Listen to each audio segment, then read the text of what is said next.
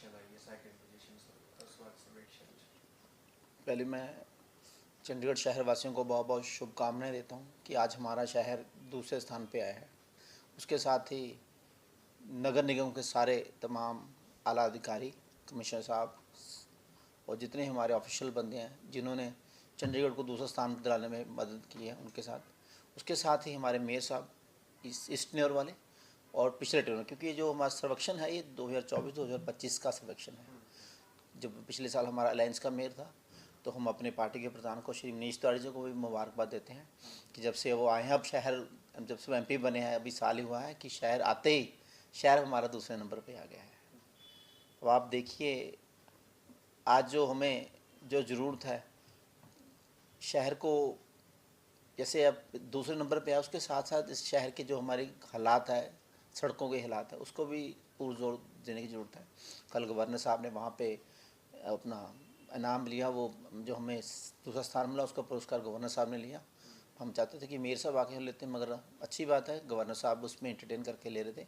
मगर अब हम गवर्नर साहब से यही प्रार्थना कर रहे हैं, जब आपने पुरस्कार अपने हाथों से लिया, आपने शहर की सुंदरता का जो दूसरा स्थान अपने हाथ में लिया है, तो आपसे हमारा गवर्नर साहब से ये निवेदन है कि आप हमारे शहर की अब सड़कें देखिए, जो सड़कों का हाल है, जो हमारे नगर निगम का बनता हक है, 30% जो हमारा शेयर बनता है वो हमें दीजिए, ताकि हम शहर को आने वाले समय में दूसरे नंबर में समय के 1 नंबर पे हमारा शहर है।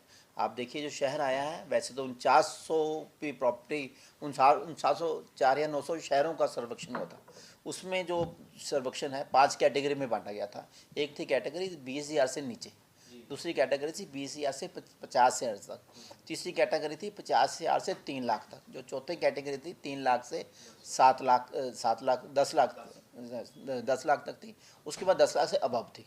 हमारा जो शहर है 3 लाख से 10 लाख वाली उसमें आया। अगर हम वैसे देखते हैं अपना शहर पूरे 49 में देते तो शायद ही दूसरे स्थान पे ना आता, मगर बिफोर भी फिर भी हमें गर्व की बात है। आज हमारे शहर वासियों को बड़े गर्व की बात है कि हमारा शहर दूसरे स्थान पे है। मैं गवर्नर साहब से यही प्रार्थना करूँगा कि हम अपने शहर को 4900 जो 4 या 900 शहर जिनका सर्वेक्षण है, उन सभी शहरों में से हम चाहते हैं हमारा शहर हर तरफ से अव्वल हो। अगर हमारा शहर 10,000 कैटेगरी से ऊपर वालों में देखा जाता तो शायद आज दूसरे स्थान पे ना होते। ये तो गनीमत है कि हमारे शहर को 3 से 10 लाख कैटेगरी में दिया है, इसलिए हमारा दूसरा स्थान आया है। गवर्नर साहब, हमारा जो बनता हक, हमारा जो बनता शहर का शेयर हमारा नगर निगम बनता 30%, वो हमें दीजिए। और जब आप पुरस्कार भी लेना चाहते हैं, जब आप सारा कुछ करना चाहते हैं, हम आपका आभार करते हैं। जो शहर की हालात है आप जाकर देखिए, आप पता नहीं लग रहा सड़क में गड्ढे हैं, गड्ढों में शहर है, क्योंकि 2 साल हो गए शहर की कोई कारपेटिंग नहीं हुई। बहुत काम पीछे पड़ के पीछे पछड़ रहा है। उसके बावजूद शहर, हमारे मुलाजम चाहे काम ना हो साफ सफाई में, हमारे मुलाजम दिन रात एक दिन कर देते हैं।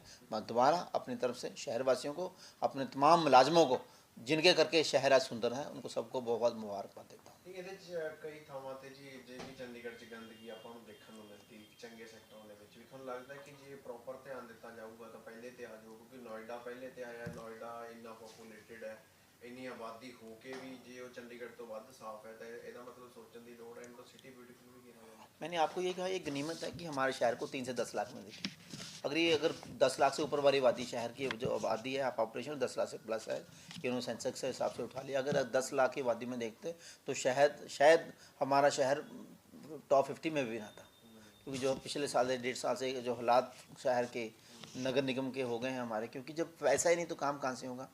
ये गनीमत है शहर वासियों की। हमारा भाग्य अच्छा था कि हमें 3 से 10 लाख कैटेगरी में रखा गया है, तो फर्स्ट में, मगर हम पुरजोर मेहनत करेंगे कि हम अब शहर को आने वाले समय में 1 नंबर पे लेके आएँ। गवर्नर साहब से यही मेरी प्रार्थना है कि आप जो हमारा बनता हक है, जो हमारा शेयर बनता है, वो हमें दे दीजिए। जो हार्ट से पैसा आता है वो हमें पैसे दीजिए, ताकि हम शहर को और बेहतरीन बना सके, जो सच में लगे कि हाँ 1 नंबर पे हमारा शहर, जो लोग आम जनता जो चंडीगढ़ में आए उनको लगे कि हाँ ये 1 नंबर पे शहर बाकी 1 नंबर पे बनने के काबिलियत बनता है। ठीक है हाँ जी मैम की कहना चाहूँगे ਜਿਹੜਾ ਚੰਡੀਗੜ੍ਹ ਦਾ ਸਵੱਛ ਸਰਵੇਖਣ 2024 ਸੈਕਿੰਡ ਪੋਜੀਸ਼ਨ ਤੇ ਆਇਆ ਜੀ? देखो सब तो पहला तो कि सैकेंड रैंक आया ਇਹਦੇ ਵਿੱਚ ਸਭ ਤੋਂ ਵੱਡਾ ਜਿਹੜਾ ਰੋਲ ਹੈ ਉਹਦੇ ਵਿੱਚ ਸਫਾਈ ਕਰਮਚਾਰੀ ਜਿਹੜੇ ਸਾਡੇ ਹਾਰਟੀਕਲਚਰ ਦੇ EMPLOYE ਹੈ, ਜਿਹੜੇ ਸਾਡੇ ਸ਼ਹਿਰ ਦੇ ਕਰਮਚਾਰੀ ਹੈ, ਜਿਹੜੇ ਜਿਨ੍ਹਾਂ ਦਾ ਬਹੁਤ ਵੱਡਾ ਯੋਗਦਾਨ ਰਹਿੰਦਾ ਸਫਾਈ ਦੇ ਵਿੱਚ, ਉਹਨਾਂ ਨੂੰ ਜਾਂਦਾ ਇਹਦਾ ਸਭ ਤੋਂ ਵੱਡਾ ਸ਼੍ਰੇਅ। दूसरी गल मैं एक चीज़ और क्लीयर करना चाहवांगी कि इस बार ਜਿਹੜਾ सैकेंड रैंक आया है ਪਹਿਲਾਂ ਤਾਂ ਪਹਿਲੀ ਵਾਰ ਇਦਾਂ ਹੋਇਆ ਹੈ ਕਿ ਜਿਹੜੇ ਕੈਟਾਗਰੀਜ਼ ਇਹਨਾਂ ਨੇ ਡਿਫਾਈਨ ਕੀਤੀਆਂ ਕੈਟਾਗਰੀਜ਼ ਬਣਾਈਆਂ ਉਹਦੇ ਵਿੱਚ 5 ਕੈਟਾਗਰੀਜ਼ ਬਣਾਈਆਂ ਹੈ, ਜਿਹਦੇ ਵਿੱਚ ਚੰਡੀਗੜ੍ਹ ਨੂੰ 3 ਤੋਂ ਲੈ ਕੇ 10 ਲੱਖ ਦੀ ਸ਼੍ਰੇਣੀ ਵਿੱਚ ਜਿਹੜਾ ਹੈ ਰੱਖਿਆ ਗਿਆ ਹੈ। ਜਦ ਕਿ ਅਸੀਂ ਦੇਖੀਏ 2011 ਦੀ ਜਨਗਣਨਾ ਦੇ ਹਿਸਾਬ ਨਾਲ ਜਿਹੜਾ ਚੰਡੀਗੜ੍ਹ ਹੈ ਉਹਦੀ ਜਿਹੜੀ ਪੋਪੂਲੇਸ਼ਨ ਹੈ ਉਹ 10 ਲੱਖ ਤੋਂ ਉੱਪਰ ਹੈਗੀ ਹੈ।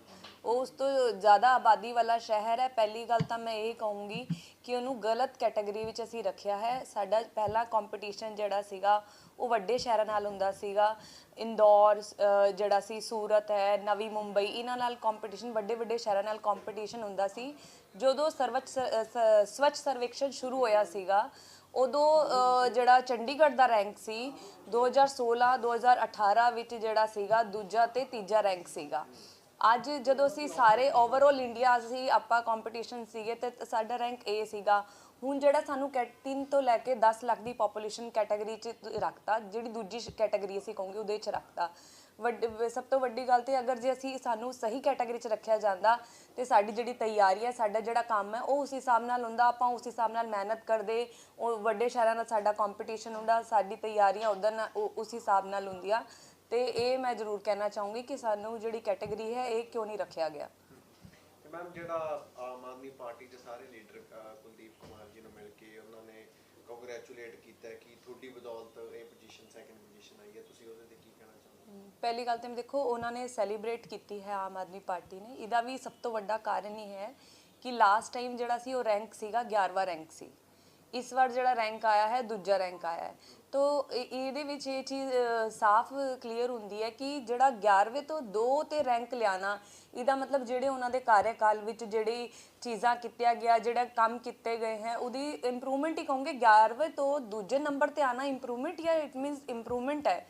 ਤੇ ਇੱਥੇ ਕਿਤੇ ਨਾ ਕਿਤੇ ਉਹਨਾਂ ਦੀ ਉਹ ਇੱਕ ਤਰ੍ਹਾਂ ਦੇ ਵਧਾਈ ਦੇ ਪਾਤਰ ਹੈਗੇ ਕਿ ਉਹਨਾਂ ਦੇ ਕਾਰਜਕਾਲ ਵਿੱਚ ਜਿਹੜੇ ਕੰਮ ਹੋਏ ਹੈ, ਜਿਹੜੀ ਇੰਪਰੂਵਮੈਂਟ ਹੋਈ ਹੈ। ਤੇ ਆਪਾਂ ਤਾਂ ਹੀ 11ਵੇਂ ਤੋਂ ਆਪਾਂ ਸਿੱਧਾ ਹੈ 2 ਨੰਬਰ ਤੇ ਆਏ ਹਾਂ।